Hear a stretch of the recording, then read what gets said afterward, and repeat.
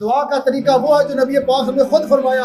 آپ نے صحابہ سے کہا صحابہ وہ ہزاروں کا لشکر آ رہا ہے, آج میرے رب نے مجھ سے وعدہ کیا ہے کہ 2 لشکروں میں سے ایک لشکر تم پہ فتح دے گا, میرے ساتھ نکلو گے؟ یہ نہیں کہا چلو مسجد نبوی میں چلتے ہیں, مصلی بچھاتے ہیں اور وہاں دعائیں کرتے ہیں یا اللہ ہمیں فتح یہیں پر بیٹھے دے دے. کہا صحابہ نکلنا ہے, پاس کیا ہے ہمارے 8 تلواریں, 2 گھوڑے, 5 اونٹ ہیں ہمارے پاس, اور نکلنا ہے. کسی نے یہ نہیں کہا یا رسول اللہ کچھ کھجوروں کے ساتھ ٹوکرے لے لیں, رات میں بھوک تو لگے گی, تو پانی کی مشکیزیں پا لیں, بھوک لگے گی, پیاس لگے گی, کھائیں گے کہاں سے, پیٹ میں کچھ نہیں ہوگا تو لڑیں گے کہاں سے, اور تلواریں بھی نہیں ہے پاس, کہاں سے لڑیں گے؟ کسی صحابی نے یہ نہیں پوچھا. کہا یا رسول اللہ ہم حاضر ہیں, ہم حاضر ہیں, جہاں کہیں گے ہم چلنے کے لیے تیار ہیں.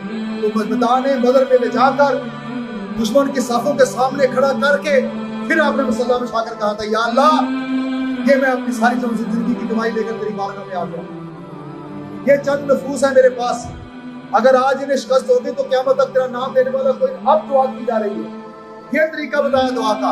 اگر اللہ کی بارگاہ میں دعا کرنی ہے تو پہلے اپنے آپ کو پیش کرو, مسجدوں میں مصلی بچھا کر اجتماع کر کے دعائیں نہ کرو, بلکہ قوم کو کون ہاتھ میں تلواریں پکڑو اور بارڈروں پہ پہنچو. جو بدبخت بھی بغبہ کرے اس کا سر اتارو. اگر ہمارے حکمران بے غیرت ہو چکے تو انہیں بھی کھینچ کر کرسیوں سے نیچے اتارو. یہ ہمارے حکمران نہیں ہے. ہمیں صلاح الدین ایوبی نے بتا دیا نہ وہ ہمارا امام ہو سکتا ہے, نہ ہمارا وہ خطیب ہو سکتا ہے, نہ ہمارا وہ جناب جو ہے رہبر ہو سکتا ہے جو صرف دعاؤں پہ لگایا.